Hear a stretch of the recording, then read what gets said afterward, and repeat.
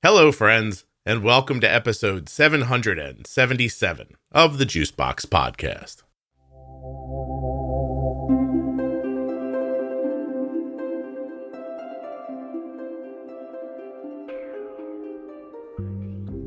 On this episode of the Juicebox Podcast, I'm going to be speaking with Chelsea. She has anxiety, ADHD, depression, and type 1 diabetes. She also has my heart as perhaps one of my most favorite episodes in recent history. While you're listening, please remember that nothing you hear on the Juicebox Podcast should be considered advice, medical or otherwise. Always consult a physician before making any changes to your healthcare plan or becoming bold with insulin. If you have type 1 diabetes or are the caregiver of someone with type 1 diabetes and you're a U.S. resident, please go to t1dexchange.org/juicebox. Join the registry. Complete the survey. That's it. You've helped yourself. You've helped people with type 1 diabetes, and you've supported the Juicebox Podcast. Just by doing that, join the registry, complete the survey. Takes you fewer than 10 minutes. t1dexchange.org/juicebox.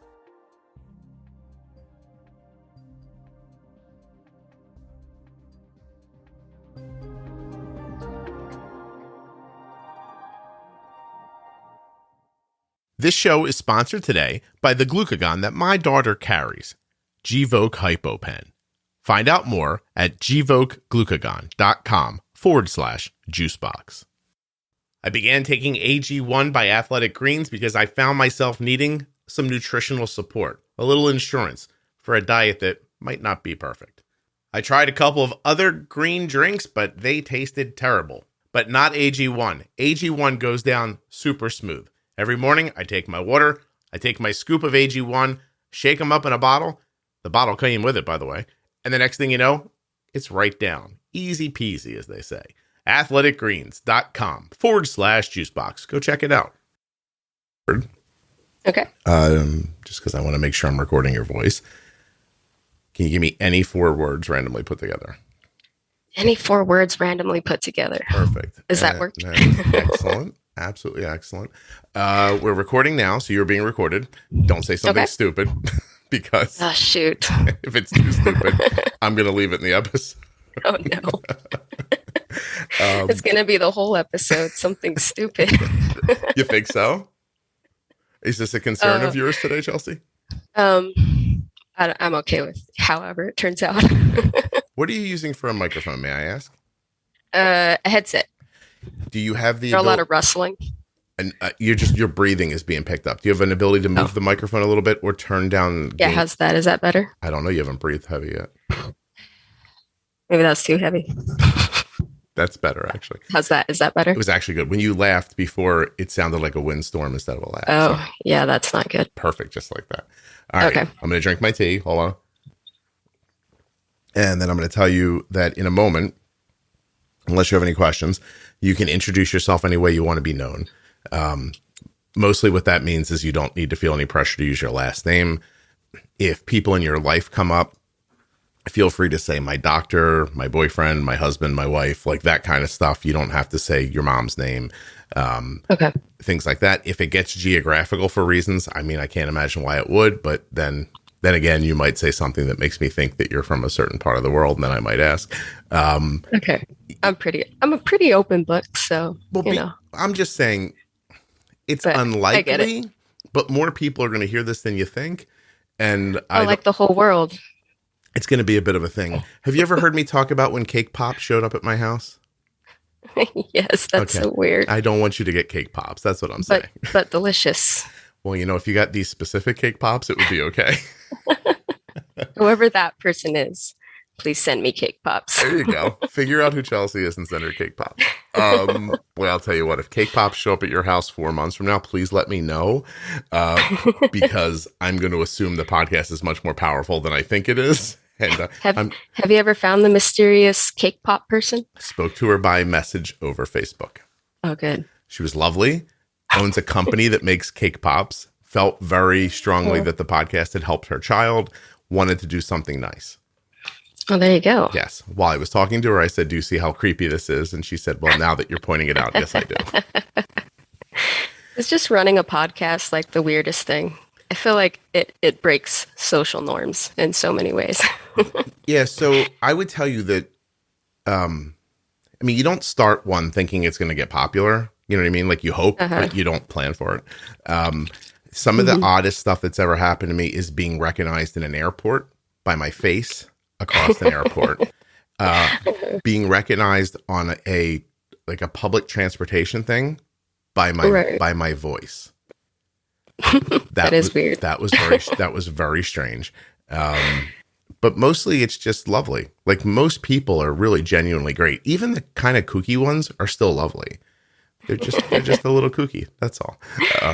Everyone's a little kooky. Right? And some people are just less careful about hiding it, I tend to think. So I agree. Yeah. And other than that, it's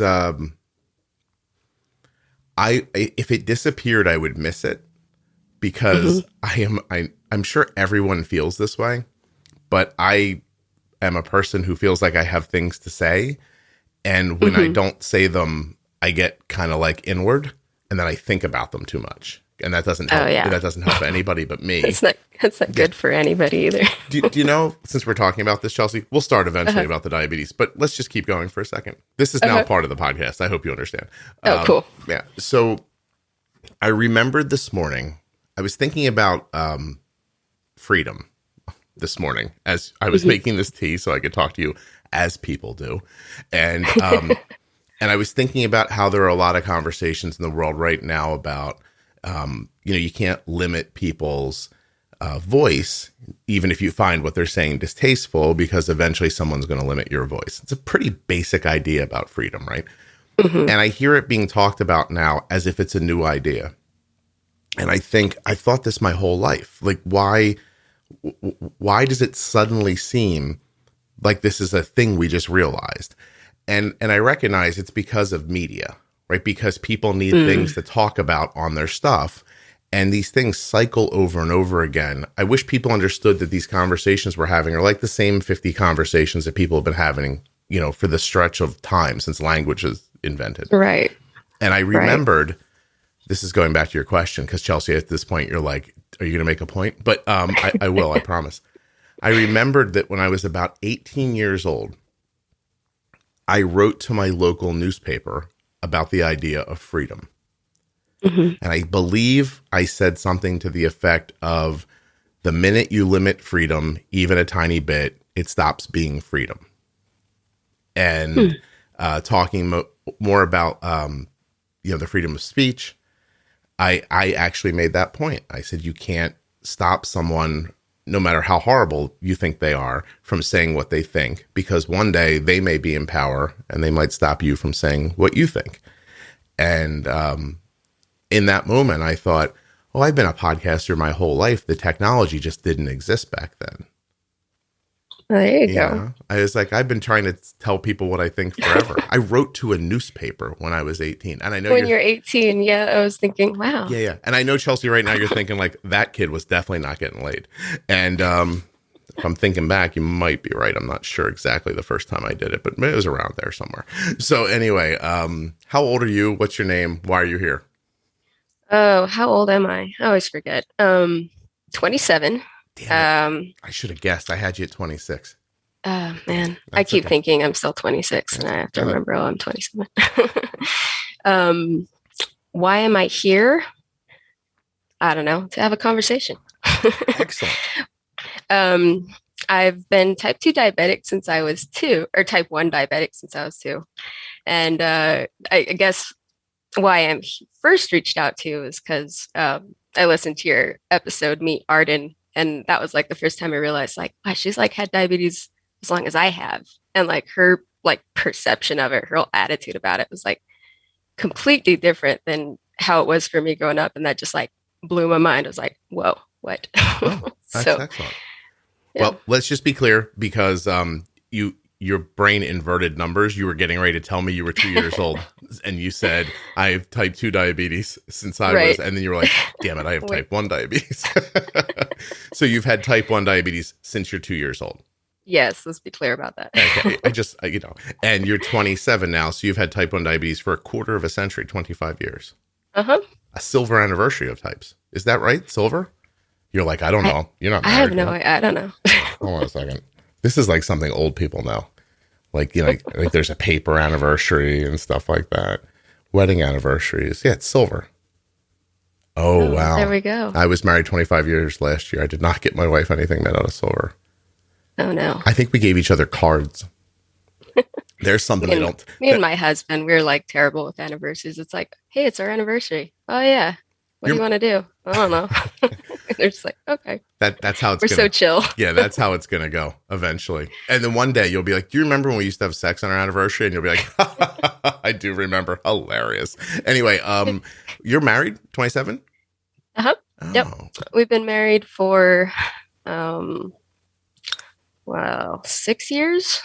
Wow, you got married young. I did. That's how old my wife was when I tricked her into marrying me. How did that happen, Chelsea? Tell me about that. So we met in high school, and we just got to know each other, started dating, and then just ended up getting married and having a couple kids, and here we are. Oh, wait a minute. You have children? I do. I have 2 kids. Wow. Okay, how old are they? I'll tell you why I'm saying wow in a second. My oldest is 5, and my youngest turns 4 in just a couple days. So, all right, that's very cool. I said wow because you have a lightness in your voice that made me think you didn't have kids. I get that a lot. I don't know if I should be concerned about that. Is it possible you're not paying any attention to those kids? It's like, am I not mature enough for to be a mom? Because your giggle is lighthearted, right? And do you know that about yourself? I do now. Okay, like when you giggle, it's lighthearted. It makes you sound young, and even your voice is young. You're not tired. Are you? Oh, I'm tired. You're tired, but I'm glad it doesn't sound tired.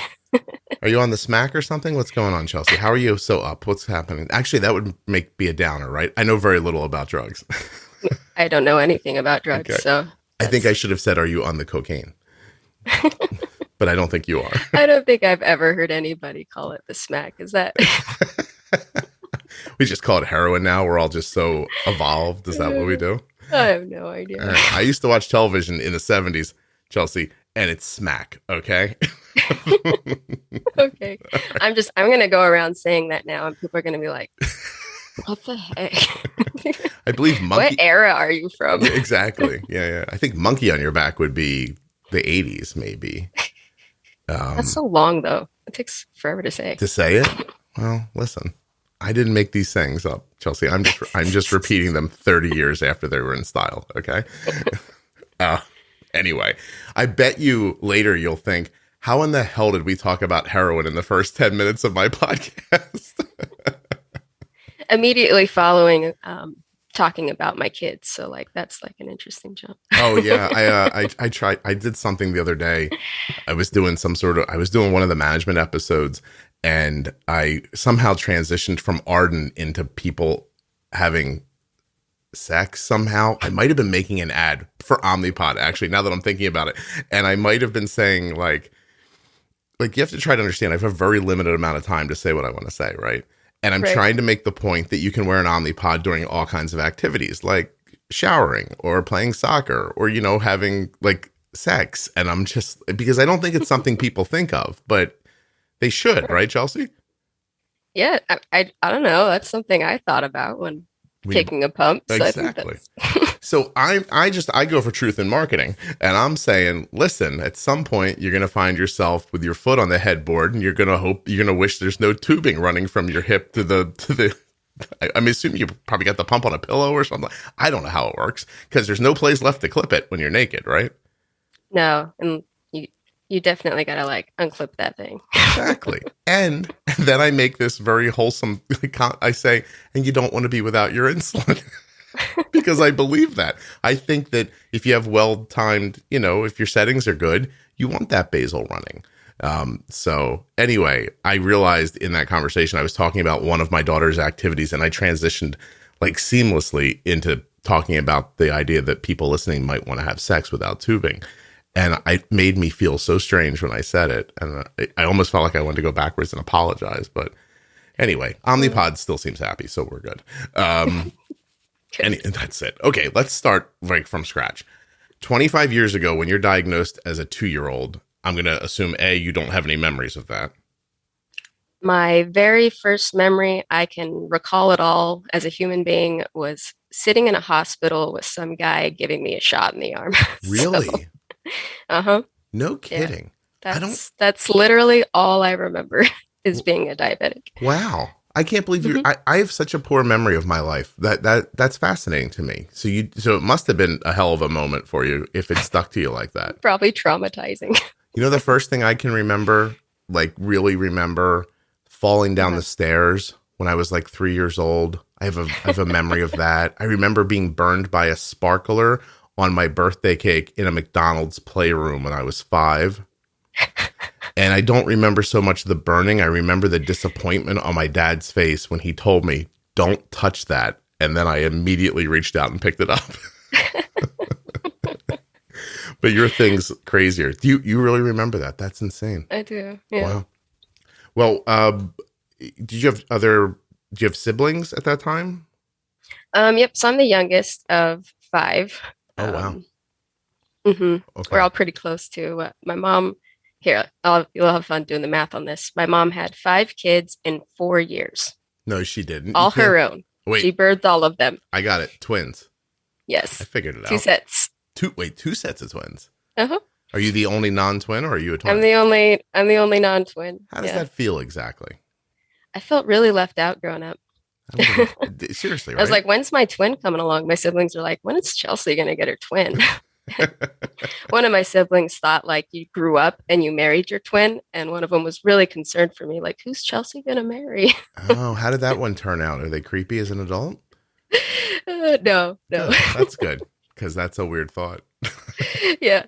Well, like as kids, if your whole world is like everything comes in pairs, like my parents are in a pair, I'm in a pair. So it's boy-girl twins. Okay. Both of them. So it's just like assume that the world's full of boy-girl twins and that's how things work. At some point, most every child tells you that they're going to buy a house across the street from you and live there.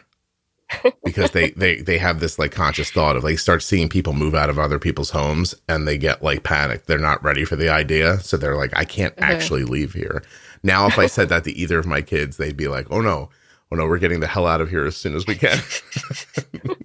And we're not calling you. So thanks for everything. I'm getting out of here. Wow. Okay. So regular and MPH, right? I believe so. Yeah. It was the cloudy stuff. Yeah. I remember at one point I was on like pig insulin too. Yeah, that's interesting. You were back just far enough for animal insulin as well. Yeah. And then your mom managed most of it, or your parents together did it? Definitely my mom. I can't remember my dad being involved a whole lot, except for when it came time to like lecturing about not doing it. So Jim, come over here and yell at Chelsea for not taking her insulin. Yeah, exactly. like Leave It to Beaver, which is not something you understand at all either. I've watched Leave It to Beaver. Can you imagine that they named the kid Beaver? Like seriously. They must have hated that kid. Well, Chelsea, was that not a euphemism for vagina, like in the 50s? I have no idea. I know you don't know, but I don't know either. We'll find out later together. We'll keep that for later. We'll look up when that euphemism. That's what Google's for. Yeah, popped into the into the stratosphere. Because I mean, it was only there weren't that many TV shows. Right. You know what I'm saying, right? Right. So it's a weird idea to put the word vagina in one of the titles. Is what I'm getting at. back then, when they depicted married couples having 2 different beds, so yeah, they probably did. Don't you think? That seems. I mean, I don't know. Maybe you'd sleep better that way. Kelly turned over there. They're all about the sleep. She punched me right in the face, like when she didn't do it on purpose, but she like flipped over and I like caught like a forearm across my head, and I would have been okay with a double bed back then. Okay, so when do you start taking care of yourself? Like actually taking care of myself, or like taking upon the responsibility Let to me take care of re-ask my myself. question. When did your parents get tired of taking care of your diabetes and decide they didn't care what happened to you, but this was on you now? I don't think they ever got tired of it. Like my mom was always really helpful. She tried to always like figure out the best thing for me, and she was really great. And she tried to encourage me to do it for myself, because she valued that. I think she saw the value in that. Mhm. And so About I how old do you think, think? let me think. I remember in elementary school, my older siblings would come in and give me shots for lunch. And that stopped about, I think, when I was in uh, second, third grade. I was doing my own shots for like lunchtime and stuff. So, They put your brothers and sisters in charge of giving you your insulin? yeah, because like there wasn't like a school nurse or anything. Um, I mean, I think there was one for like the entire district. So it's not like it was practical to like, I don't know, always have a nurse there for when Chelsea has to go to lunch. But so yeah, and my siblings, like they'd already been around it for so many years because I had it so young. Like they're familiar with it. And Mhm. Well, that's a good idea, actually. It's good division of power and resources, honestly. yeah, Yeah, yeah. put them in charge of something. I remember one time my brother was about to give him my shot.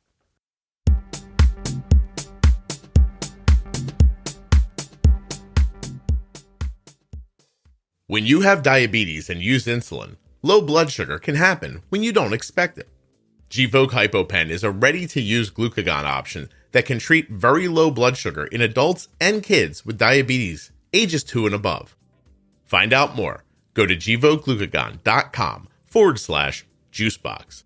Gvoke shouldn't be used in patients with pheochromocytoma or insulinoma.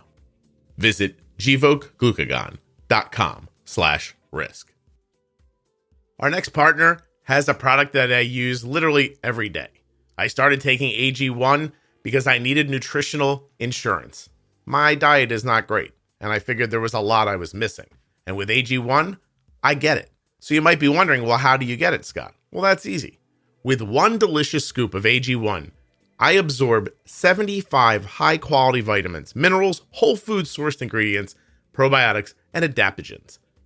That is the best way I could think of to start my day. And so that's what I do every morning with AG1. Recommended by professional athletes, AG1 has over 7,000 five-star reviews that you can see at athleticgreens.com/juicebox. While you're there, grab a subscription for AG1, and it will come with a year's supply of vitamin D, which is so important to add in these winter months when we don't get as much sunlight. If you care about the globe, well, Athletic Greens is a climate-neutral certified company. In 2020, Athletic Greens purchased carbon credits that support projects protecting old-growth rainforests. AG1 supports better sleep quality and recovery, mental clarity, and alertness. It does that by using the best of the best products based on the latest science with constant product iterations and third-party testing. athleticgreens.com/juicebox. A serving of Athletic Greens contains less than 1 gram of sugar, no GMOs, no nasty chemicals, or artificial anything. That's how it tastes good. That's how I can take it, because I tried those other ones and it was not good. athleticgreens.com/juicebox.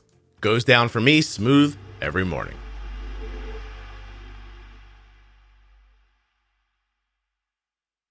Thanks as always for listening to the ads and supporting the sponsors. Before we get back to Chelsea, I'd like to share something with you.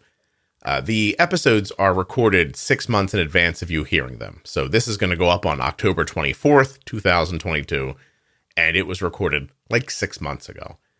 As I was doing the edit, which really just means me listening through for like pops and noises and crackles, people, breathing in real heavy, and I take out those noises for you.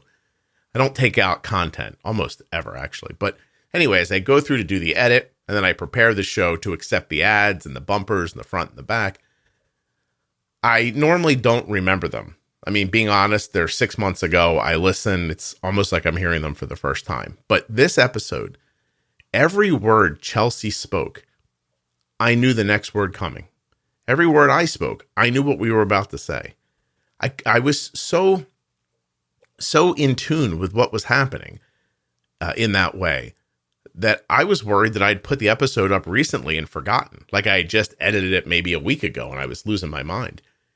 So I sent Chelsea a note and said, hey, this is going to sound crazy, but have I put your episode up already? She said no. We went back and forth a little bit. And at the end of our back and forth, and I don't think she'd mind me sharing this with you, she said, I wanted to thank you for impacting my life for the better. I am in a better place because of the podcast. Your advice, along with hearing the perspectives of other diabetics and parents of diabetics, has been very eye-opening and impactful to me. So thank you. So when you're listening now to the rest of Chelsea's story, just know things have gotten better for her. And that is really cool. All right, now I'm going to get you back. And we'll hear the rest of Chelsea's story. Was about to give him my shot and he dropped the needle and it like stabbed into his pants. But luckily it didn't like break the skin. And I'm assuming you just pulled it out and used it? Yep. Yeah. Just stick it right back in where it's supposed to go. So how was all of this? Did it impact your relationship with your parents, or how did growing up with I mean, when you look back on growing up with type 1, like what's the overarching memory you have of it? Struggle, I think. Feeling like really alone with it. Like feeling like nobody really understands like the psychological component of it. And looking back, like with my personality, like I am uncomfortable when other people are uncomfortable. And I kind of had this like problem with feeling like a burden. So whatever I could do to not feel like a burden to other people, like I would just kind of hold it in. I'd internalize things. I'd try to not let my struggles become other people's struggles. So like that caused a lot of issues for a long time for me with that. Does that cause you to feel... So I guess what you're saying is that you kind of hide who you are and what's happening to you so that other people aren't made to feel put off by it or put out by it. And then that makes you resentful of them for not caring about how you feel? Yeah, kind of. Resentful is the right word. And like, I'm kind of coming to a point in my life where I can look back at things and be like, oh man, I was like, it wasn't anybody else's fault. Like they were doing fine. It was just me and my weird, quirks with like how I saw things and how I handled things. And I mean, sure, nobody's perfect, but like, I just look back and I'm like, I did not handle things well. But yeah, I was a kid. I mean, I didn't know any better. Well, what would you, I mean, looking back now and by the way, I'm about to call you an adult, but unfairly, I have found you on Facebook and you look like you're 12 years old. So I know people say that to me a lot. They say that to you because you look like you're 12 years old. Is it the one of me in an igloo?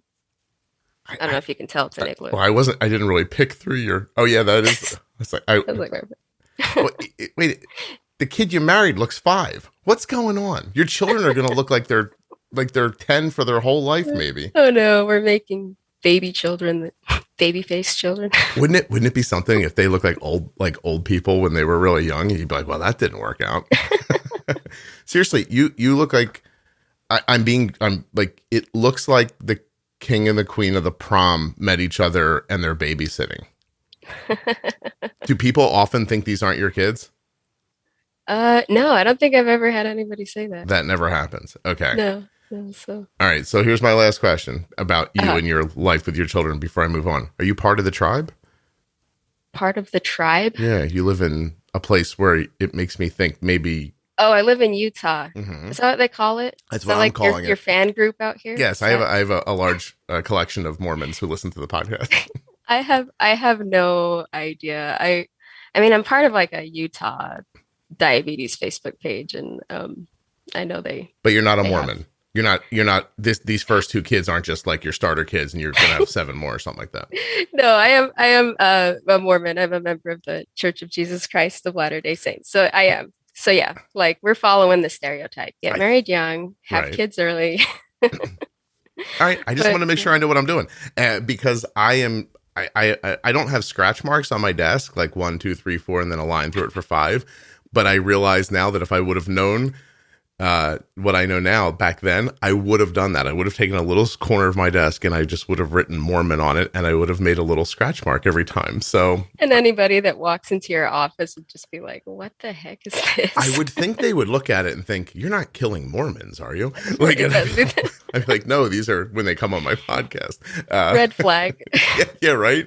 They'd be like, go downstairs and they'd be like, there's some disturbing stuff on Scott's desk.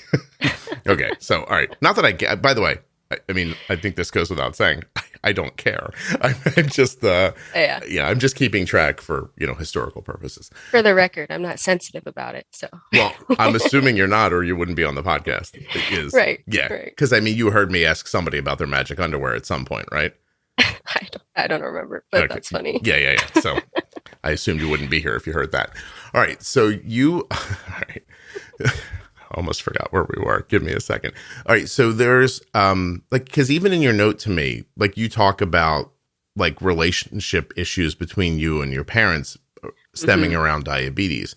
So like, what are some of the big things that happened to you that made you say that? I think just a lot of it was feeling like the only kind of like the only part of our like relationship we had was mostly just like diabetes. Like it didn't stem off from that very much, at least with my mom, because it was all put on my mom to take care of it. And I understand like that's a big job to undertake. You understand like that's a lot to have on your mind like all the time. Like it never stops. So and I think just it kind of felt like if we were interacting, it was mostly just about like the diabetes. And like it was never like I was never doing well with my diabetes like ever growing up. And so it was usually like this negative kind of interaction. So I think that definitely kind of like caused some distance like between me and my mom.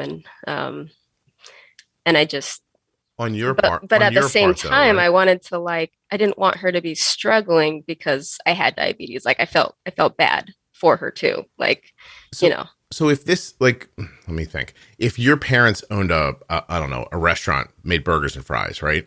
And they were basically working there 19 hours a day because they couldn't afford to hire too many people and you worked there too, then would you have the feeling that most of the time when my mom and I are talking, we're talking about burgers and French fries? And we're not talking about all the other things that I imagine parents talk about with their kids. And that to me feels like a loss. So instead of burgers and fries, it was diabetes. Yeah. Okay. Yeah. And with a very like stressful kind of like feeling around it. Because on top of everything else, you were undercooking the burgers and people were getting trichinosis and stuff like that. So you're not doing well. You're not doing, can you get trichinosis from, I don't know, who cares? Wait, trichinosis is pork, I think. All right, hold on a second. Can I just make a list here real quick? Please do. Beaver, I'm just making notes. Vagina, when, trichinosis, pork, ? These are things we'll Google at the end.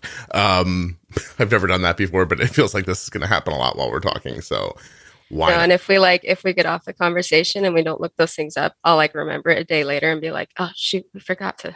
Well, I'm recording twice today, so I have a little bit of manic energy going right now because I'm going to record with you, basically do like a little bit of work in between and then jump right back on and talk to somebody else. So I'm paying the price for going away for a week, Anyway, okay, so your mom is killing herself, it sounds like, but you're not getting any of the positive results. You feel like she only talks to you about diabetes and you know she's killing herself and you feel bad about that. So you keep inside how you feel about type 1. So in reality, you guys are having a very kind of surface or almost fake relationship as you're growing up. Yeah, that's kind of how it felt. Pretty, yeah. Okay. I appreciate you sharing this because parents are going to hear this. And Right, this is right. something that I try to sprinkle in, but I say it more like, I'll tell a story about seeing Arden come through the door and asking her what her blood sugar was before saying hello to her.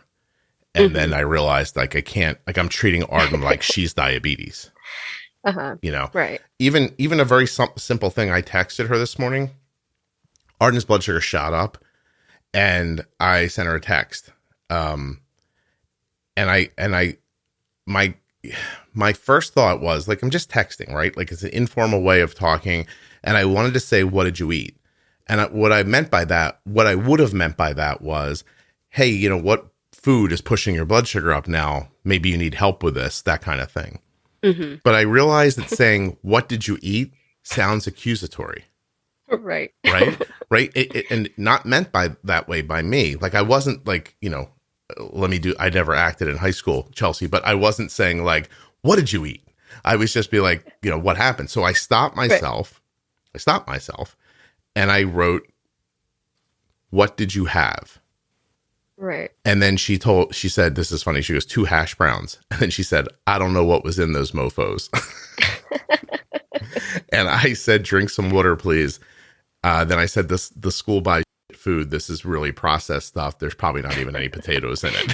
Who knows what it is? Yeah, oh man, school food. Right. It's the stuff your parents are serving at this pretend restaurant I gave them, probably. Exactly. Just trying to maximize profits. That's all, Chelsea. Capitalism's not all bad, but sometimes people suffer. They don't get potatoes in their hash browns.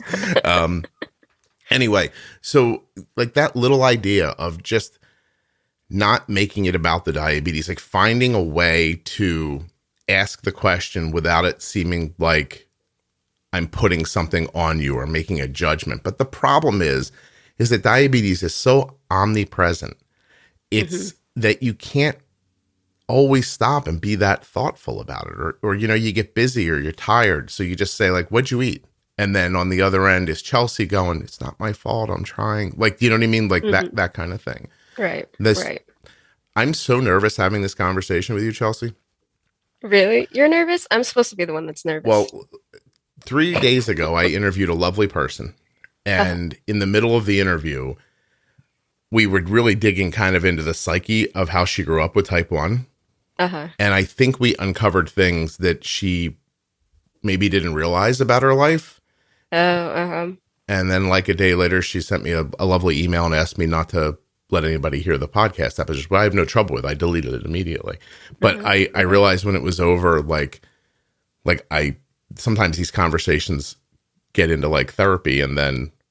Oh, I've already had these conversations. So you're good. You're good. Oh, good. Did you hash it out with your mom at some point? And I didn't say hash because of the hash browns, but maybe I did. The fake hash browns. Yeah, we've talked about a lot of this, and we've like I've been trying to like kind of mend my association with like how I feel about diabetes and my mom, and like making that a positive thing. Like I can go to my mom and talk about diabetes and stuff, and not and not feel like I'm having gonna have an anxiety attack or something, So it's been a few years to kind of overcome like my past demons, Was she shocked to hear how you felt? It was hard for her to hear. Yeah. She's the kind of person that has a hard time dealing with guilt. She feels guilty about things that she absolutely doesn't need to. And she's an amazing person, but she has a hard time believing so. So I think with her personality being that way and my personality being, just very concerned about how the other people think, I think that just kind of caused a lot of our problems and this distance between us. So can I good. Yeah. I'm sorry. I was going to ask you, do you think that you care about what other people think, or do you think you're protecting yourself from feeling guilty? Protecting myself from feeling guilty? Yeah. Like if you never make anybody feel uncomfortable, then you won't have to feel bad about having done it. No, I'm just I don't feel guilty. I mean, like I have regret about, maybe I could have done better if I had this, I could have done better at that. But I really am the kind of person where if somebody else feels uncomfortable, I am extremely uncomfortable. So Okay. I don't know what that is, but When you said don't know. when you said you have regret, I was like, maybe she'll tell a story about shooting an unarmed man in a convenience store just to feel what it was like to take a life. But then you didn't go that direction, so it's fine. That's good. Yeah. I mean, if I did, I wouldn't tell you about it because I assume. I really do assume that you wouldn't jump on a podcast about diabetes and admit to murdering somebody for no reason. But it's interesting. So you felt like that your whole life, protective of how other people feel. Yeah, definitely. Do you think, not that you could have possibly done anything different because you're a child, but do you look at that now and realize that if you would have just pushed this forward 10 years ago, you would have saved 10 years? Yeah, definitely. If just like I've really come to understand and learn the value in being open and honest, because when we are with each other, like we realize, everybody's struggling. We all have our struggles and nobody's perfect. And, just we can make each other stronger if we understand where each other's weaknesses are. So I really believe in that kind of philosophy. And you're exactly right, I think. Mm-hmm. Yeah. Well, I appreciate you coming to say that. That's really lovely. The nuts and bolts of it wasn't going well. A1Cs were where? Oh, I've been up in the 12s a lot growing up. I've never been up above 12, but definitely, I think most growing up, especially after like kind of it was more my responsibility to like kind of take care of it and make sure I was testing and getting shots for lunch and stuff. I was probably always nearly all the time like above 9 to 12 most of the time, probably. Oh, okay. So were you pumping or shooting or what were you doing?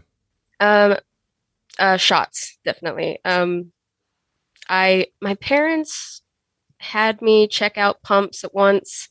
They like took me to this place where a bunch of adults are like trying to sell it to me, and I'm just like, I don't want to have anything with that. So, but they try to sell it like, here's a pump, and you don't have to get shots anymore. It's like that's their main sell point. It's like I don't mind needles. Listen, guys, I've been doing this since I was 2. This is all I know. I've been conditioned to not be bothered by needles. Like, It's like they didn't try to sell it another other way. Like, hey, this is like you don't have to think about it as much, or like kind of. Were you thinking about it?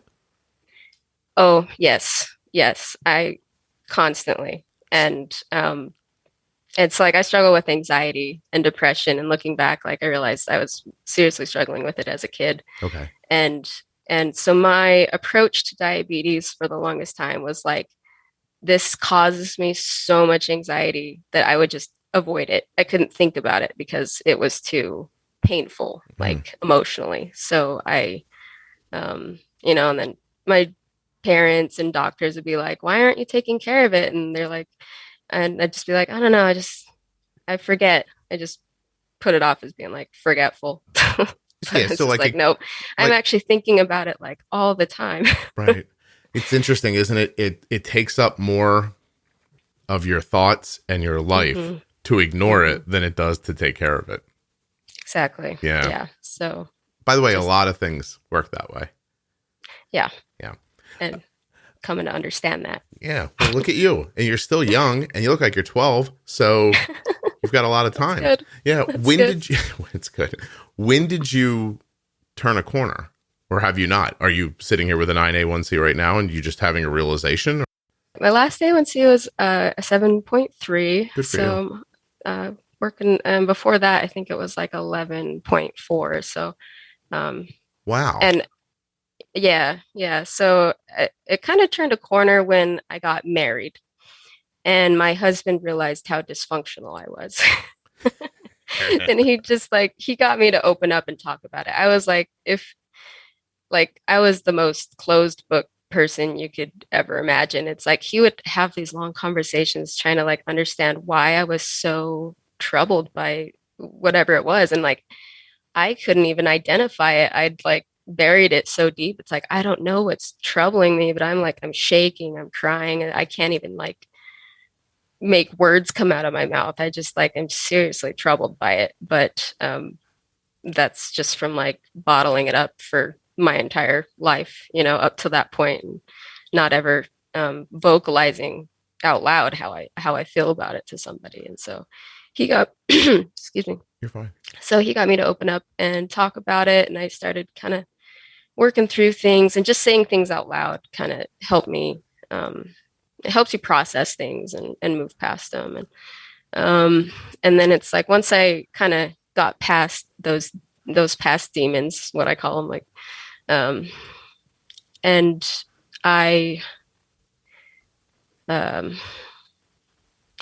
really started to be able to think about it more and not just push it out of my mind.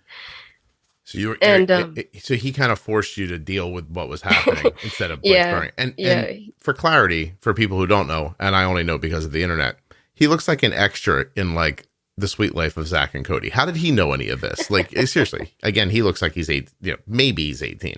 And where did he grow up in a super healthy household, or do you think he was like, I hitched my wagon to this girl, I better fix this? I hope he doesn't think that. No, like our families are kind of funny. They're so different. Like my family's more of they're not so open with each other. Mm-hmm. But my husband's families, they're very like bold and like just say what you're thinking and like get it out there and deal with it. Like he got you to do that. And like when I first came into this family, I'm like, I don't know how to handle this. Right. Hey, this is so different. But it's been good because I've learned to be that way, and I've really come to appreciate being that way. And when people are that way with me, I'm like, yeah, tell me what you're thinking. Because otherwise, if I'm doing something wrong, tell me about it so I can fix it, or, we can clear the air instead of just letting things fester under the surface, So. I'd rather have hurt feelings than hidden feelings, for sure. Yes, I've definitely. I've done both in my life, and it's not productive to not say what you're thinking. It's really harmful to you. Mm-hmm. Okay, wait. So did you have babies with real elevated A1Cs? No. How did you work that out? Before I got married, I tried really hard to get my blood sugars in range. I think I got them down into like the 7s. Mm-hmm. And I didn't have a pump. I didn't have a CGM or anything. So I was just like, it was just the sheer will to not be an out of control diabetic going into this new relationship. Like, I gotta be better,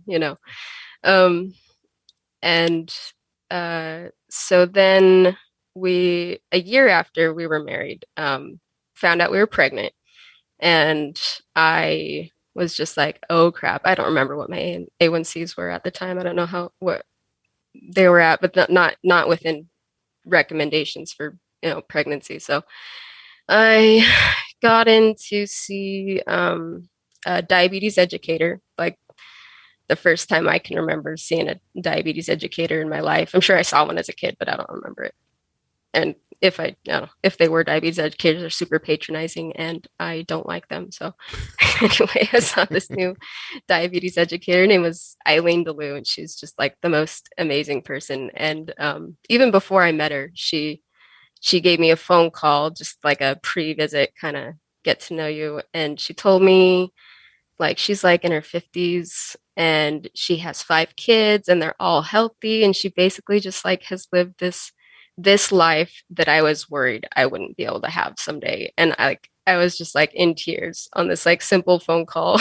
And I'm just like, oh my goodness, because I hadn't known any other diabetics. I didn't know anybody, right, in their 50s with diabetes. I was convinced that like I was probably going to die in my 40s, and like that weighed on me. And I didn't know if I was going to be able to have kids. And if I did, I didn't know if they could be like healthy.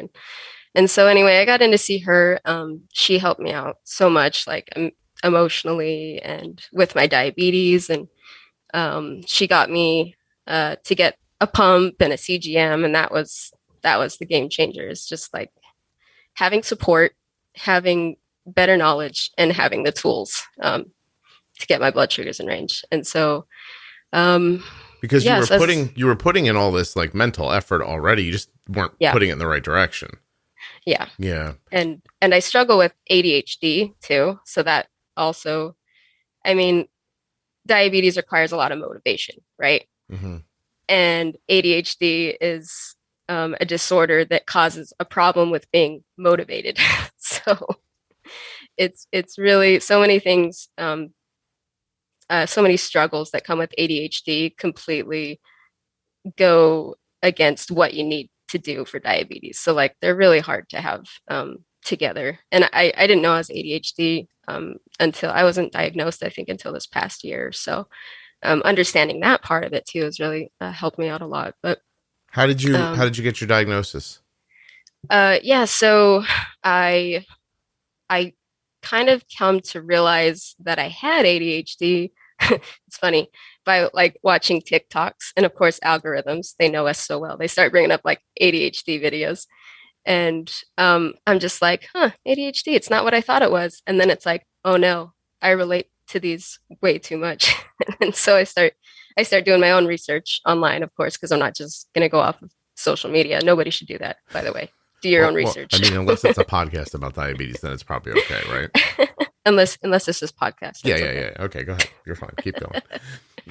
So, and I'm like, oh man, like I really do like have these symptoms. Maybe I should look into that. And so I was seeing a therapist at the time. I mentioned it to her. We did the testing and stuff, and she's like, yep, okay, you've got ADHD combined type, which is inattentive and oh geez, now I don't remember the other one. She didn't know? What kind of a therapist is treating you and doesn't know you have it?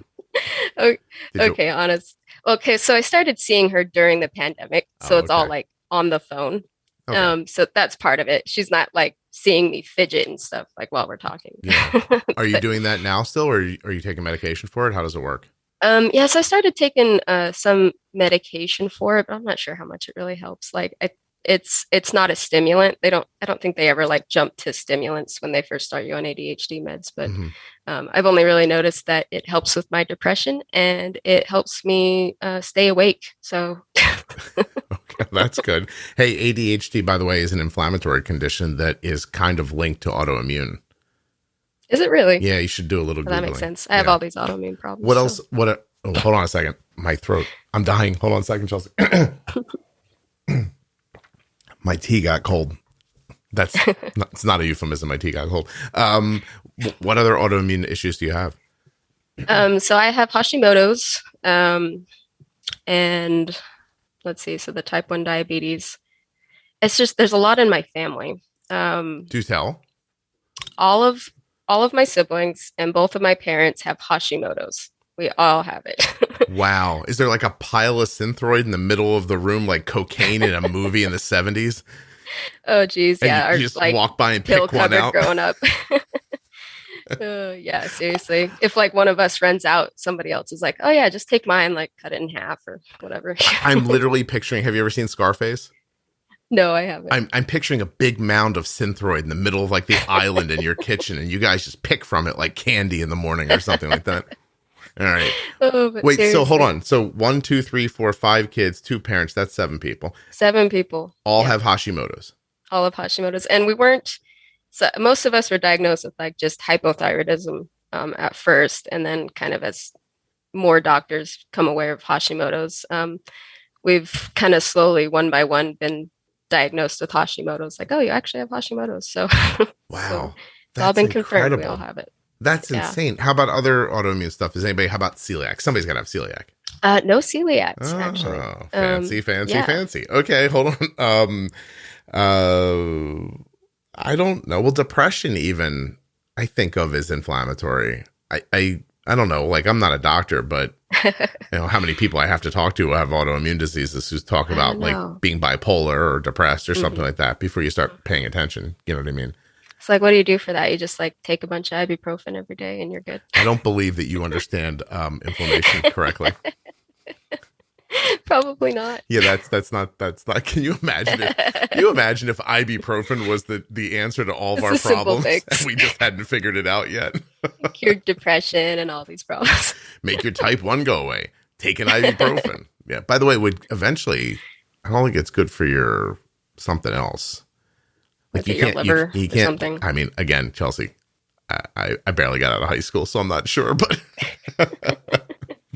all right. So you also experienced anemia? Yep, anemia, which I still haven't figured out. I'm like always anemic, but the doctors are like, just take some more iron. And I'm like, is it normal? Like, Scott, is it normal to be taking iron every day of your life to not be anemic? So I mean, I know I'm a woman and I have a period and stuff, and like, there's that. But couple things.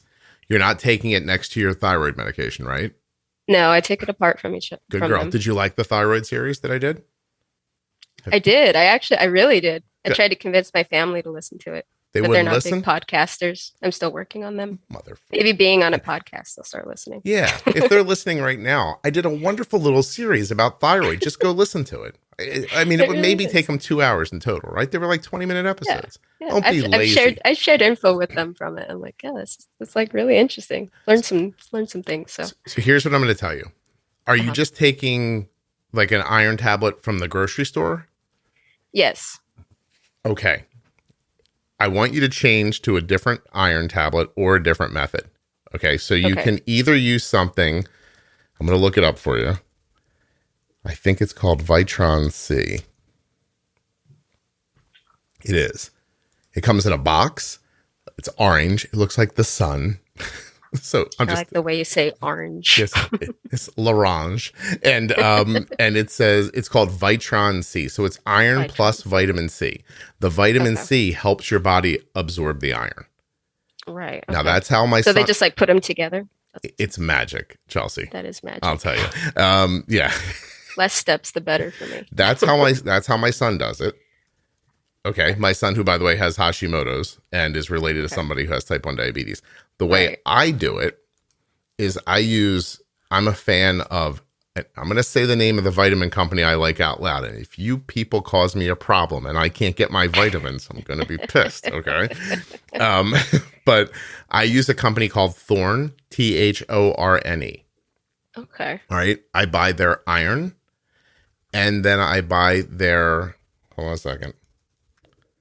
Hey, Thorne, buy an ad. Wait a second. Don't just take this for free. I take their iron. It's like called iron bisoglycinate. I don't know the words. You know what I mean? And then I pair it with their ascorbic acid. So, which is vitamin C. So when I take my iron, I take it with the vitamin C at the same time. Here's why I'm telling you this. Prior to doing it this way, I was getting iron infusions. I was literally going to an infusion center. It was me and usually 20 people getting chemotherapy sitting in a room. And they were looking at me like, get out of here with your stupid iron. Yeah. Like you're not even really sick, And so I got this infusion. In a couple of weeks, it would bring me back to life. And then slowly my body would use up the iron and I'd feel tired again and go back and get another infusion. And I just started thinking, like, I can't do this forever. Like what? This is my whole life. I'm going to get iron infusions. And so I started messing with things and I got down to like good, like not like, what they sell at the grocery store vitamins, which I think. Which you wonder. Yeah. Well, I more than wonder. I don't think they're great. But, so I got a great vitamin company and then I paired it iron with the vitamin C. So the Vitron C works well. And it's simple. It's one tablet. Or you can get fancy and do what I'm doing. Fancy. Yeah. Fancy. Buying two different things and swallowing them at the same time. Fancy. How did I say orange, by the way? Well, I would say orange. Orange. Orange. You're like orange. Like an oar with a ringe at the end? Like a boat oar? Yeah, orange? It starts with an O. You say orange. What did I say? Would I just eliminate the O? Like it starts with an A, like orange. Orange? In my mind, it starts with an R. Orange. Like a pirate. Say it like a pirate. Yar. Orange. No. Do it again when I'm not talking. Orange. No, like me. Say it like me. Say it like you? That's how you're saying it. That's what I'm saying? That's what it sounds like to me. Be more of a pirate this time. They start with the yar. Orange. Have you ever seen a pirate? No, I've never seen a pirate. You never saw Johnny Depp pretend to be a pirate, pretending to be Keith Richards in that movie? Do you know who Keith Richards is? No. Oh my goodness, Chelsea. Okay. Do you know who Johnny Depp is? Yes, I know who Johnny Depp is. Because they said he hit his wife, or because you've seen a movie he's in? Because of the Pirates movies, yeah, of course. All right, so then you just go R. It's R real deep. Like, I'll do it, then you do it. Orange. Do it like that. Orange. You almost can't do it. I can't. It's beyond me. That's because you can speak English. I know I don't say words. Arm right. weird, so sometimes I go to say arm and I say it like arm. And it comes out, and every time I'm like, what the heck was that? I couldn't think of how to spell win the other day. I'm like, win. W. It just left my head for a second. I was like, oh my God. Yeah, WHEN. Couldn't come up with it to save my life. So, all right. So, wait a minute. There was something you didn't say. There was something you said that I wanted to get more clarification about. Oh, sorry. Speaking of ADHD, as I jump around this conversation. You sure you don't have ADHD? Listen, if I do, it makes a lovely and entertaining podcast, so you should just live with it, okay? Yes, it does. Oh, you think, is anybody going to be mad? No, I hope not. Oh, gosh. Do you think people are mad at me? I don't know. You reach a lot of people. Someone's bound to be mad at you. Yeah, part of the way you have to do this stuff is you have to realize that not everybody's going to like you, and it can't matter. Oh, yeah. It's a big part of doing this, actually. That's my approach to life, I think it's pretty healthy, actually. But I just wanted to hear, like, you had symptoms of ADHD that you didn't recognize right away. I wanted to know what the symptoms were. Yeah. So, like, it's like obvious things that I didn't really connect the dots until like later. But like, I've always been fidgety. That's like the stereotypical ADHD thing. Like in classes, I'm always like bouncing my feet or tapping my fingers or something. But it's the and my train of thought leaves. While you're talking, I'm bouncing my leg. Do you think I'm in trouble? Yes.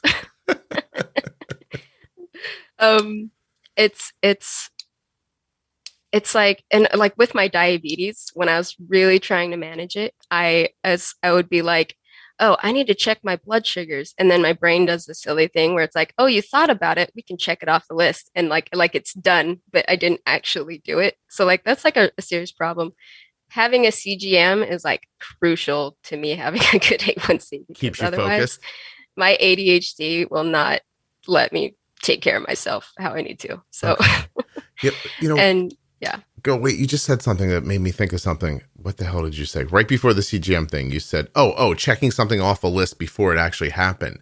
Uh-huh. That's a social media problem too. So yeah, scrolling and liking tricks your brain into believing you've completed a task.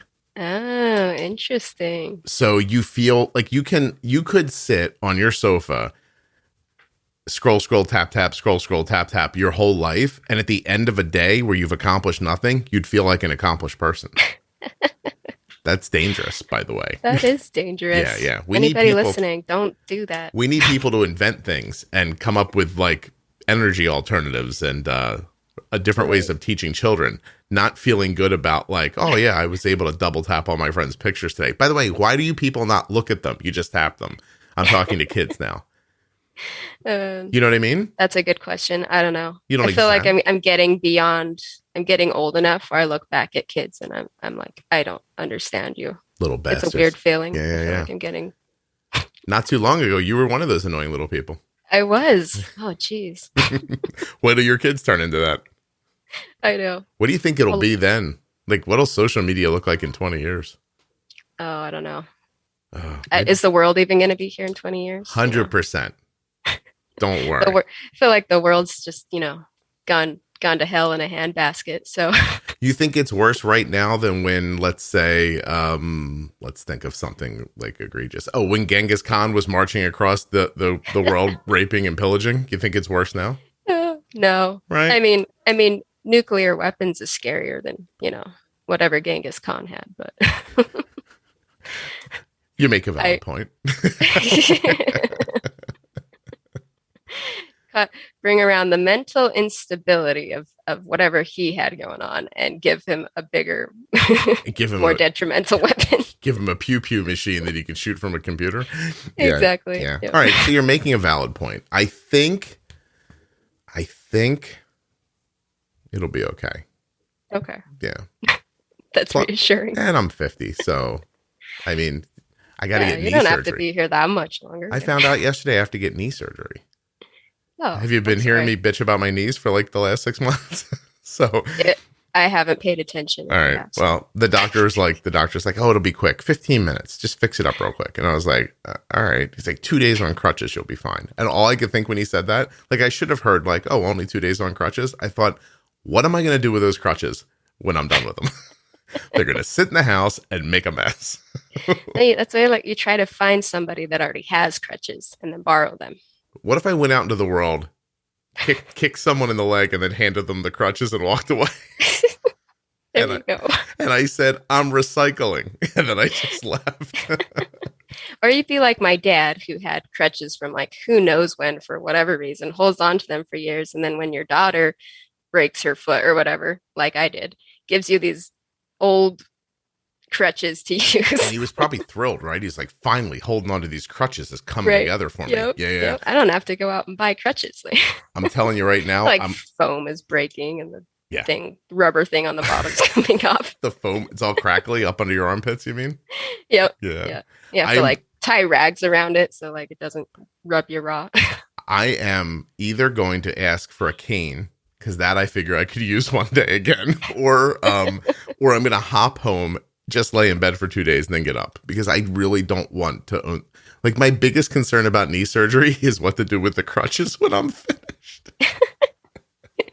You're odd. Oh my God. I'm like, I don't want to waste them. Like you have no idea how wasteful that feels to me. Yeah. No, that's valid. All right. But I am odd. All right. I have 2 more things to ask you about. Let's see. I'm looking at your note here. What do you mean you were re-diagnosed with type 1 diabetes at 10 years old?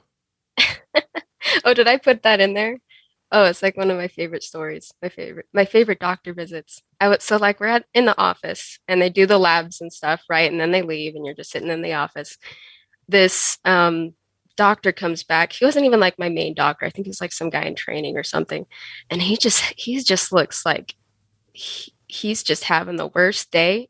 And he has my mom go out in the hallway with him. So now I'm just sitting in this room by myself, like, oh my gosh, I'm getting diagnosed with something terminal. This is it. My head's going to fall off finally. Yeah. Exactly. They come back in and my mom's just kind of smiling and they're like, you have type 1 diabetes. And I'm like, oh, thanks. How did you miss that on the chart? What happened that made the doctor say that?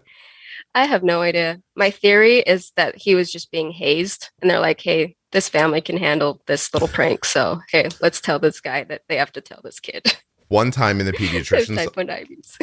One time in Arden's pediatrician's office, she had to give urine for something. And we were sitting out in the hall waiting for, I don't know, I think she was going to get an injection of something later, like a vaccine or something. So we were kind of waiting. And the nurse opens the door to where like the urinalysis were done. Mm-hmm. And she is like flop sweat in a panic, wide eyed. And in a second, I figured out what happened. I put my hands up because she's looking around for a doctor, like furiously. I put my hands up and I was like, hey. And she looked at me. I went, we already know she has diabetes. And you should have seen the stress come out of her. Like, I think she thought she diagnosed a kid with type 1. Oh, yeah. My God. I can't imagine what that would be like. She was in a panic. It was really something else. So, like, you could see her face relaxed, her eyes stopped bugging out, her shoulders dropped down. And then she didn't know what to say. And I was like, it's okay. It's okay. Are you okay? And she's like, yeah. I'm like, I appreciate you caring so much. And then she sort of went back into her room. All right. So you asked a question in your little intake form and you said something that made me think that you have an opinion about diabetes coaching. And I wondered what it was because you weren't clear. Oh, yeah. Like health coaching. I think back when I sent that, I was really interested in the idea. And I think there can be like a lot of value to that. So long as it's not somebody that's just trying to like take advantage of diabetics and like just be like, oh yeah, hey, you're doing good, keep going, champ, but I mean, there's a place for that. Some people need that. And at the time I was struggling with like ADHD and having a hard time like following through on my own goals. And I was like, I need somebody to like report to that's not a doctor, because Right. I'm trying not to hate all doctors still, but Well, does the podcast help you at all, or no? yeah, it does. It's like with the podcast, the information's great. And it's just, I think even more valuable than that is just like the attitude. It's like how to perceive diabetes it doesn't have to be so serious. Like, I feel like doctors are just so clinical, so serious about it. They put the fear in you, and then and then that's how you're supposed to feel about it. Afraid. Exactly. Yeah. And that's how I was all growing up, afraid. So I'll get back to the coaching thing in a second. But so when you heard Arden talking, you did it make you like jealous or angry or hopeful? None of the above. Okay. I think I was just like awestruck, kind of like I didn't think anybody diagnosed as young as I was and as young as she was could not have all the struggles like I was having, like mental struggles and stuff like that. And I was just like, she's so like casual about it, and it's just this thing, like it's normal, and for me it was just like ruining my life, and I just hated it and I wanted to avoid it. I didn't want to have it. I just abhorred it, and so it's just so Yeah, I don't want to be reductive and just say it's attitude, but but I don't think that Arden's core experience with diabetes is different than yours. Like, she doesn't want to have it. She's not excited to pre-bolus, like that kind of stuff. Exactly. It is a burden, et cetera, et cetera. I just think that I don't know. I think it's how now you're in a different situation, right? Because you have the ADHD and you had depression. Do you still have depression, do you think? So I'm taking medication for that, that helps. Okay. But I mean, I still struggle with it. So. Right. So I'm saying, so your situation is different, right? It's compounded, but exactly. Still at the same time, what I hope is that people don't think there's like some magic answer that they don't right. know. It's personality, right? Yeah. Just be upbeat. Like, no, that's not it exactly. It's the idea. Like, to me, Chelsea, it's I don't know. It's the difference between having a hard time and thinking pressure makes diamonds, and having a hard time, having that same hard time, and another person thinks this isn't fair, I'm getting screwed over. You know. Yeah. Exactly. So I think if you can come to grips with the idea that no one's getting out of this life unscathed, and that something's going to happen to everyone, and fair enough, you've got more things than maybe is fair, right? Right. You're and I think like some of the things is like my mom saying like, if I could take this from you, I would. If I could have it instead of you, I would. And kind of painting it as a picture is like, this is something you don't want to have because it's ruining your life. And like, I think it's all well intentioned, that's really sweet, but don't tell your kid that, because they're going to be like, oh man, this thing really does suck, and I can't get rid of it. And, yeah, and I got to live with this. And, people apologizing. Oh, I'm sorry I have to deal with this your whole life. It's like, stop. Don't apologize. It's just a thing you have to deal with. It's just, everybody has a thing like this. Diabetes is one of my things, and other people, that's incredibly insightful, Chelsea. Yeah. Because I rub up against that statement very badly too. So I understand, and I know I'm going to make some people mad here, but I understand the theory and the concept. I would take this from you if I could.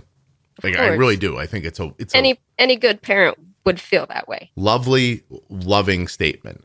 Yes.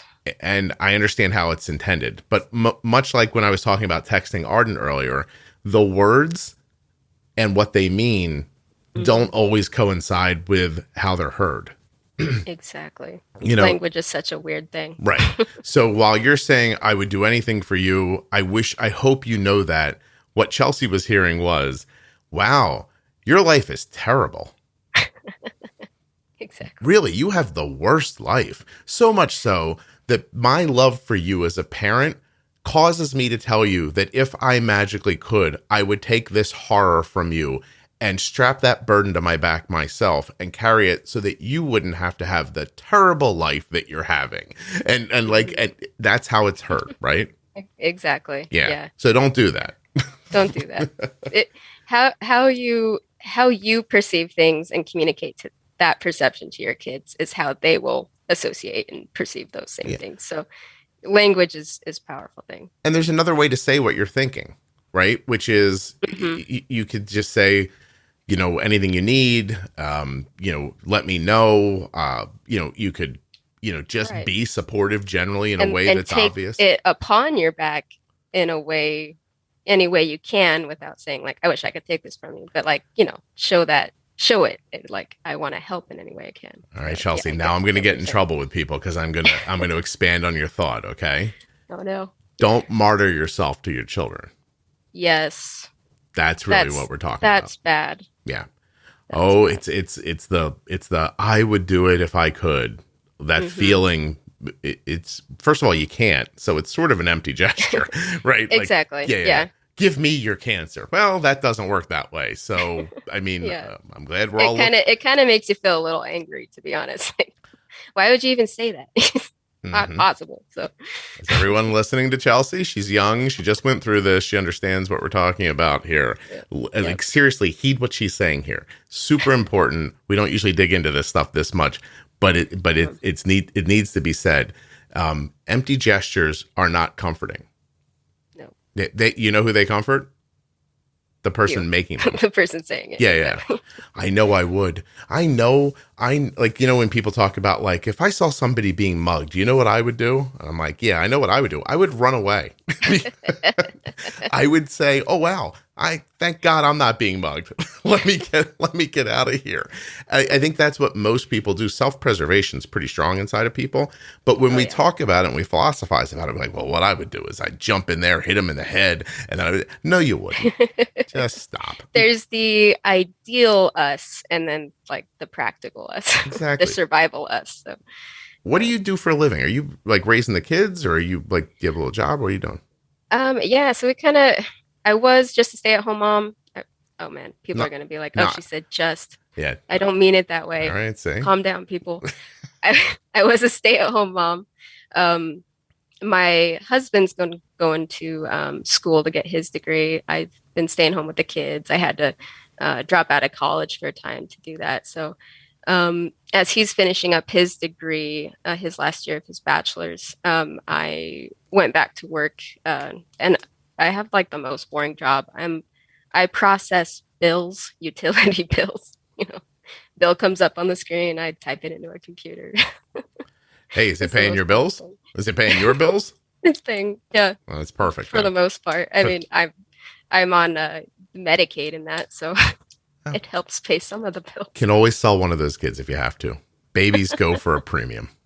Oh, sad. Yeah, just don't tell anybody you have autoimmune disorder, or the price might go down a little bit. Oh, seriously? Yeah. As you're handing them to them, go, hey, listen, this kid's almost assuredly going to have Hashimoto's, just so you know. It's like that concept when I'm filling out like my donor. Do you want to donate, on your driver's license? You want to be a donor? I'm like, sure, but I don't know if you're going to want any of it. My shit's pretty busted. So. Right. Like, I don't know what kind of damage has been done there. So, if someone needs like a skin transplant, that's probably well, okay. You do look very young, Chelsea. I mean, I was a lifeguard for 7 years, so maybe they don't even want that. I don't believe there's water where you grew up, is there? Actually, Utah has a lot of marshes, surprisingly. Are people swimming in them? Oh, no. They stink like heck. Okay. I live close by the Great Salt Lake is where I grew up. And when the wind's blowing just right, it stinks like heck. It's awful. I'm going to go back to your thing about coaching. Right. And we're going to end on that. It's going to be a big, beautiful finish. You ready? Oh, okay. I have a different perspective because of the podcast. The podcast, it's interesting. I had a long conversation with somebody about this yesterday. So coaching can be a derogatory term to some people. You know, some people have like real degrees and they're like, I'm not a coach just because I find my people on Instagram. You know what I mean? That kind of feeling. Uh-huh. My feeling about it is this. If you're helping somebody, I think that's wonderful. If you are taking a unfair amount of money from them to help them, I have trouble with that. Now, not enough trouble to like raise up an army and come get you, but enough trouble that Scott's coming for you. Yeah, exactly. Pitchforks and stuff like that. But enough trouble that I wouldn't let you on my podcast to tell people about your coaching business. Yeah. Right. And I think like it's not very regulated either. Like anybody can go out and be like, I'm a health coach, you know, and like have no experience or any idea how to actually do that well. So right. You really like got to do your research and find somebody who can do it. A little bit, this might be a little high-minded, but I found a way to get this information to people without taking money from them, and I still support myself. Yeah. And I think that's the way to do it. And I hired a health coach for a time, and she was very nice, very helpful, and she charged a very fair price. And even at the end of like this first 3-month whatever thing I agreed to, she's like, you can just pay what you can from here on out. It's like, if you want to pay me $10 for a session, that's great. You know, she really wanted to help people and not, you know, break the bank. You know, she doesn't want to wring people dry. Just yeah.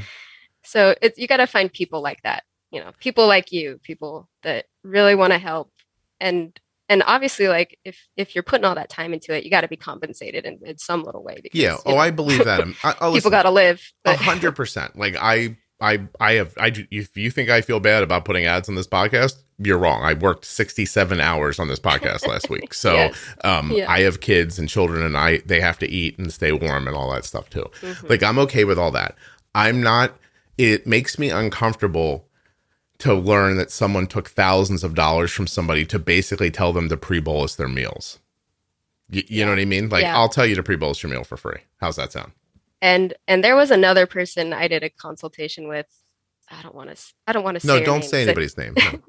But just the amount of money she was asking was ridiculous. And I feel like if you're a type 1 diabetic, you know the costs of being a type 1 diabetic, and to ask that much money from somebody who's already mentioned they're like poor as heck and is just like desperate for help, you know, and you're just like, okay, yeah, but this much money, you know, it feels predatory, right? It does. Yeah. It does. It's like, do you really get it? You know, and if apparently not, you know, I don't want to work with you. Well, where I end up feeling badly is that I'm certain there are people out there who fit the bill, who do a nice job for people at a reasonable cost, and that it would be something really valuable for people. I'm so inundated by those people.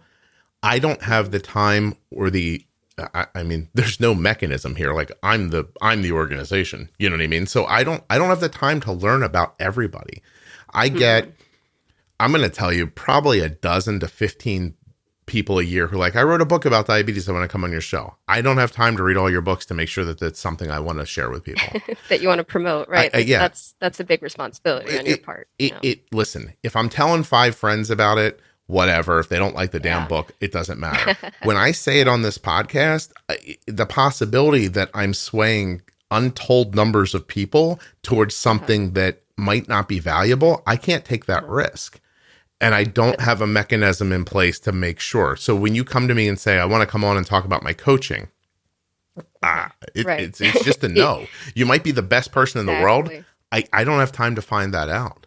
Exactly. So it's, and everybody's out. It seems like everybody's out to get something. So, well, the people who listen to this show, to me, are friends. And they're people that I feel a responsibility to, even though I don't know them. And to somebody coming in from the outside, they would see the show or even the Facebook group, which, by the way, has like 22,000 people in it. Some people, bad actors, see you as a commodity, not as a person. And I'm the gatekeeper between those bad people and you. And Thank you. Not, well, you're welcome, but it's not a job I really want. So the way I handle it is I don't answer anybody's email. But some But like people, that says a lot about your character. You're not just taking money to whoever, offers it to you to take advantage of a bunch of, vulnerable I've people. turned down some stuff. So, Don't worry. And by the way, some of them don't even want, like, they're not like, oh, I want an ad. They're like, you please just give me, it's not even please. It's, I want access to your audience. And I'm like, no, like it's not happening. So, I just got a text from Arden that just popped up in front of me that made me laugh. A couple of months ago, she goes, hey, I think my guidance counselor is pregnant. And I went, why don't you ask her? And she goes, I don't want to say. And I'm like, Arden, she's a super skinny lady. Like if you think she's pregnant, you could just say, hey, congratulations. She goes, no, what if she's not pregnant? I'm like, okay. So it just, I won't say the woman's name, obviously, but I just got a text that says the person's last name. And then it says, is deaf prego? So anyway. I like how she just texts you these things. I just out of nowhere. Like, we have not spoken today except by about diabetes like 4 hours ago. And she's like, this person's deaf prego. Okay, ready? Before we go, Chelsea. How did the word beaver come to be associated with vagina? Oh, yes. I already forgot about this. Oh, not me. Hold on a second. You took a note, so. Well, I'm afraid that it's, before I read this, I'm afraid that this has something to do with hair, and I'm very worried about that as I look. Oh, no. Because really, all right, so listen. Think about, have you ever seen a vagina like first person, or have you only seen yours like through a mirror, like from the top down? I mean, there was this video we watched in health class. Okay, all right. A baby being born. All right, there you go. So think about right before the baby came out, and then think about like looking in the face of a beaver. Oh, no. Do you think that's where I'm so worried. Entomology Online offers that beaver in the gynecological sense is a British slang dating from 1927, transferred from an earlier meaning, a bearded man, 1910, or from the appearance of split beaver pelts. See, this was my problem, this is exactly what I thought this was going to be. Oh, no. Yeah, I'm feeling bad about this now. Hold on. You're like, oh, I do remember the video. Okay, so, and you got to imagine in 1910, like electric razors didn't exist, right? So This is probably a little more prevalent, but to the original reason. And British people are notoriously hairy, right? Are they? That's what I've heard. Oh I don't know if that's true. Chelsea, every British person listening. Hey, to everyone over there in the UK and surrounding areas, Chelsea and I do not represent each other's thoughts, okay? I don't think you people are hairy. That's weird. Okay, Chelsea, don't get me in trouble. What are you doing? Okay, so hold on a second. No. Now, let me, a lot of people listen to this in England, right? Yeah, it's like I love all of you. It's like my third largest market. Like, please be careful. To be fair, I wish I didn't live, I wish I lived somewhere than America. I don't like being known as an American. All right. So, Chelsea, we've gotten off the path here, but here's why. Do you remember why we were looking about this? Leave it to beaver. Right, because why? And so here's our answer, is that as early as 1920, this was a euphemism for a vagina. So what I'm saying is why in 1950 would you use it in the title of a television show? I don't know. That seems, who was the weirdo that decided? Don't think I am not right now Googling leave it to beaver creator. Hold on a second. We're calling this guy out. Okay. Yeah. All right. Hold on a second here. He's probably dead. But. Oh, he's way dead. There's no way. Joe Connolly. Oh my God. Is he alive? Oh no, this is from 2003. In 2003, there's an article here that says Joe Connolly, 85, a creator of Leave It to Beaver. So Joe, dirty man. I know you're long gone now, unless he's lived, and there's no way Joe's alive still, right? He was 85 in 2003, so 13, that was 20 years ago. He'd be 104 right now. I'm right about that. All right, let's assume Joe Connolly's dead. That's a faith. All right. Well, I hope he's resting peacefully, pervert. I mean, come on. You see what I'm saying? Right. All right. And trichinosis. Sorry. Trichinosis, also known as, I can't say that. Whatever. Trichinosis is a parasite disease caused by roundworms. During the initial infection, invasion of the intestine can result in diarrhea, abdominal pain, and vomiting. From undercooked meats. Oh, there you go. Not specifically pork. I was right. So my fake family hamburger shop very well could have been giving people trichinosis. They gave you a high A1C, so maybe. Good to know.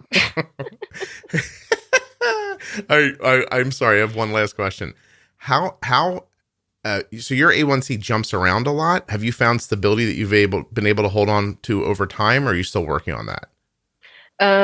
Yeah. So like since listening to the podcast and just kind of like implementing those little things and like this new attitude, like I can keep my blood sugars like really steady. And I'm kind of realizing it. Part of it is like I had the skills.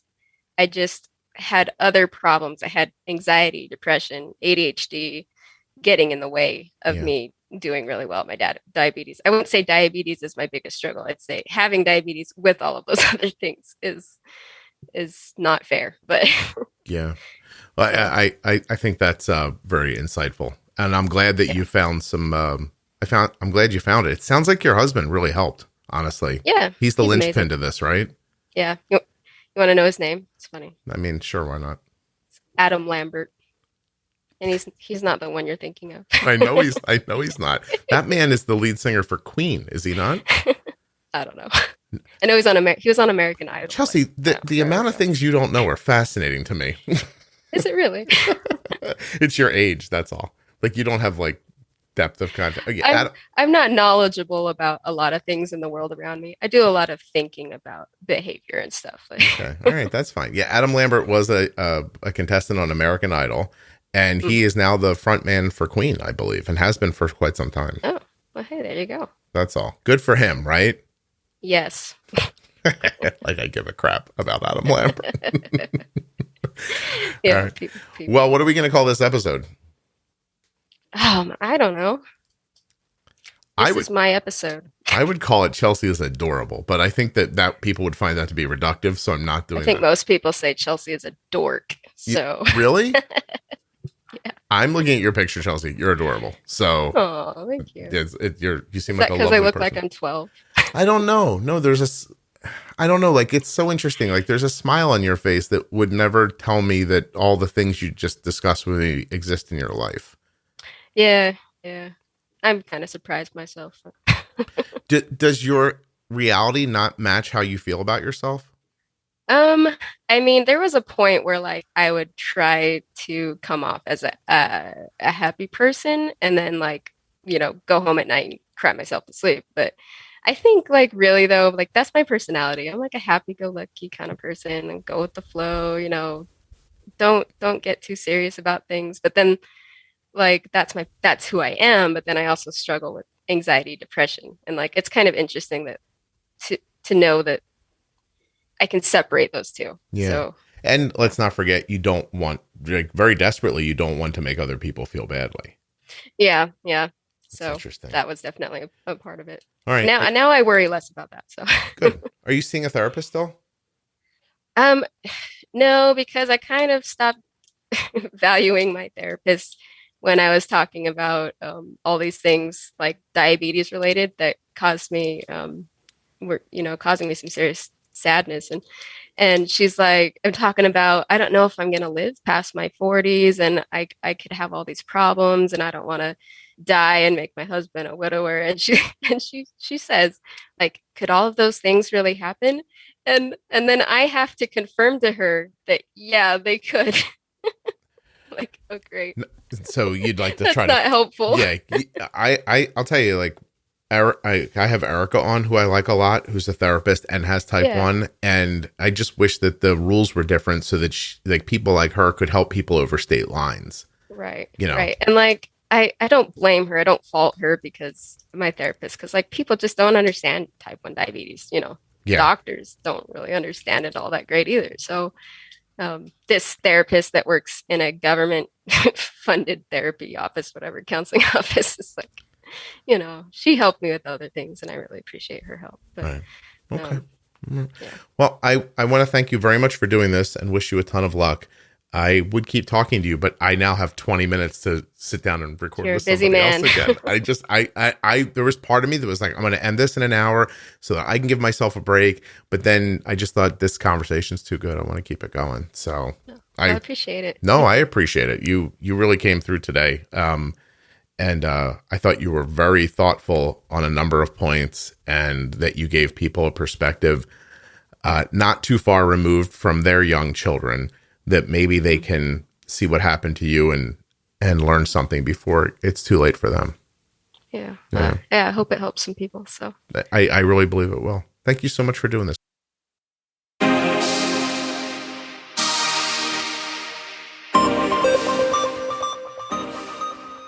A huge thank you to one of today's sponsors, Gvoke Glucagon.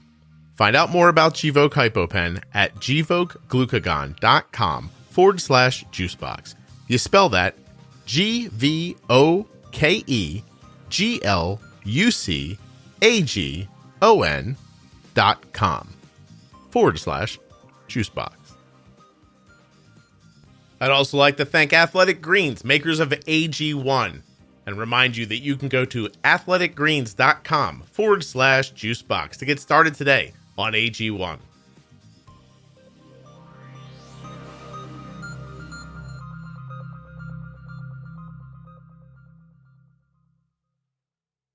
I don't know if you can tell from my voice, but I'm sick, so I'm not going to say too much here at the end. If you're looking for the Diabetes Pro Tip series, they start at episode 210. You really should check out the private Facebook group, Juicebox Podcast, Type 1 Diabetes. And that's it, really. I got to record twice tomorrow, so I'm going to stop talking now.